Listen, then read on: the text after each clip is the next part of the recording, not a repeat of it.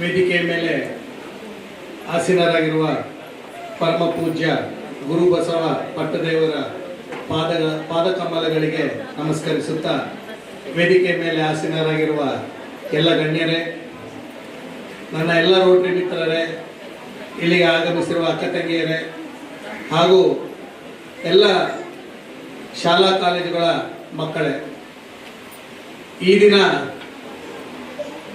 ಬೀದರ್ನ rice ಕಲ್ಯಾಣ ಕರ್ನಾಟಕದ 2ನೇ ದಿನ ಬಹಳ ಯಶಸ್ವಿಯಾಗಿ ಈ ಒಂದು ಕಾರ್ಯಕ್ರಮವನ್ನು Rotary club Bidar silver star ಅವರು ಅಧ್ಯಕ್ಷರು ಆದಿಶ್ವಾಲಿ ಅವರ ನೇತೃತ್ವದಲ್ಲಿ ಬಹಳ ಯಶಸ್ವಿಯಾಗಿ ಈ 2 ದಿನಗಳ ಕಾರ್ಯಕ್ರಮಗಳನ್ನು ನಡೆಸಿದ್ದಾರೆ. ಅವರೆಲ್ಲರಿಗೂ ನಾನು ನಮ್ಮ ಡಿಸ್ಟ್ರಿಕ್ಟ್ 3160 ಪರವಾಗಿ ಕಂಗ್ರ್ಯಾಚುಲೇಷನ್ಸ್ ಹೇಳ್ತಾ ಇದ್ದೀನಿ.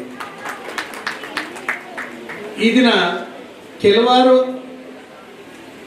ಇಲ್ಲಿ ಆರಂಭಗೊಂಡು, ಪ್ರಥಮವಾಗಿ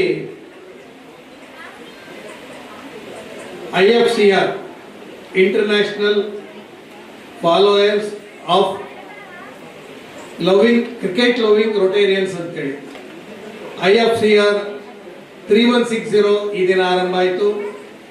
2 ರೋಟ್ರಾಕ್ ಕ್ಲಬ್ಗಳು ಆರಂಭ ಆದವು, 3 ಇಂಟ್ರಾಕ್ಟ್ ಕ್ಲಬ್ಗಳು ಆರಂಭ ಆದವು. ಎಲ್ಲರಿಗೂ ಸಹ ನಾನು ಕಂಗ್ರ್ಯಾಚುಲೇಷನ್ಸ್ ಹೇಳ್ತಾ ಇದ್ದೀನಿ, ಹಾಗೆ ಬೆಸ್ಟ್ ವಿಶಸ್ ಹೇಳ್ತಾ ಇದ್ದೀನಿ. ನಾವೆಲ್ಲರೂ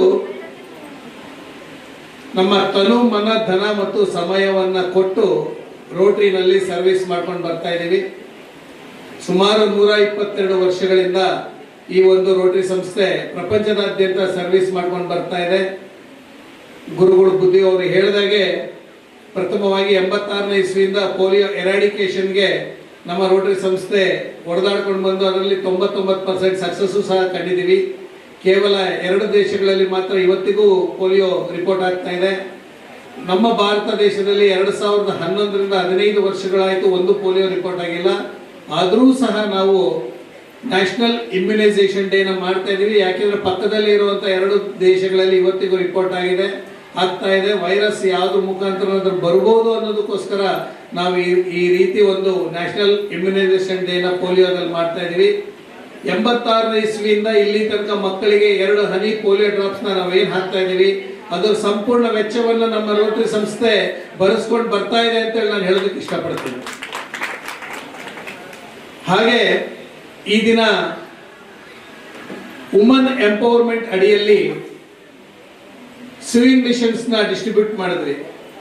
ನಮ್ಮ ರೋಟರಿಯ ಡಿಸ್ಟ್ರಿಕ್ಟ್ ಗ್ರಾಂಟ್ ನಲ್ಲಿ ನಮ್ಮ ಡಿಸ್ಟ್ರಿಕ್ಟ್ 3160 ಅಂದ್ರೆ ಕರ್ನಾಟಕದ 10 ರೆವಿನ್ಯೂ ಡಿಸ್ಟ್ರಿಕ್ಟ್ಗಳು ಹಾಗೂ ಆಂಧ್ರ ಪ್ರದೇಶದ 8 ರೆವಿನ್ಯೂ ಡಿಸ್ಟ್ರಿಕ್ಟ್ಗಳು, ಟೋಟಲ್ 18 ರೆವಿನ್ಯೂ ಡಿಸ್ಟ್ರಿಕ್ಟ್ಗಳು ಕಲಿತು ಆ ಒಂದು 18 ರೆವಿನ್ಯೂ ಡಿಸ್ಟ್ರಿಕ್ಟ್ಗಳ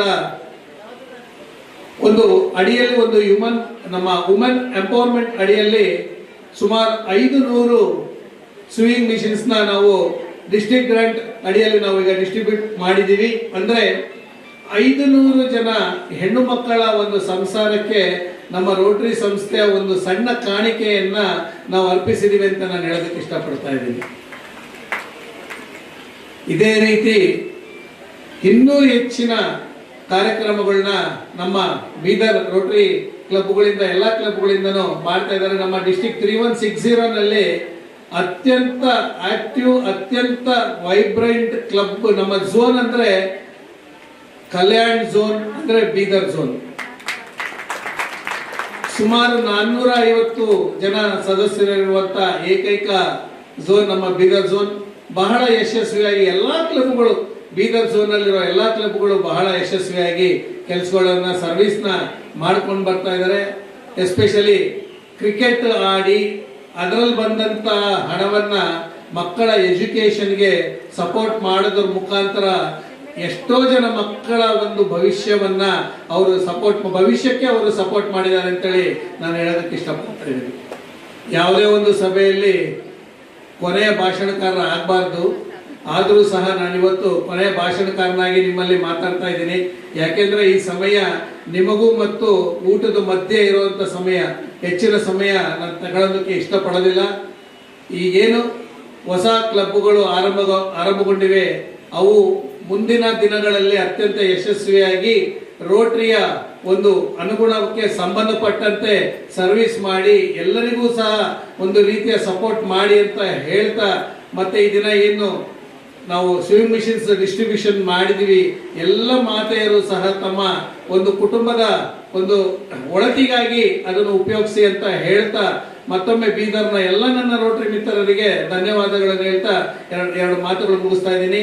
ಧನ್ಯವಾದಗಳು. ಜೈ ಹಿಂದ್, ಜೈ ರೋಟರಿ.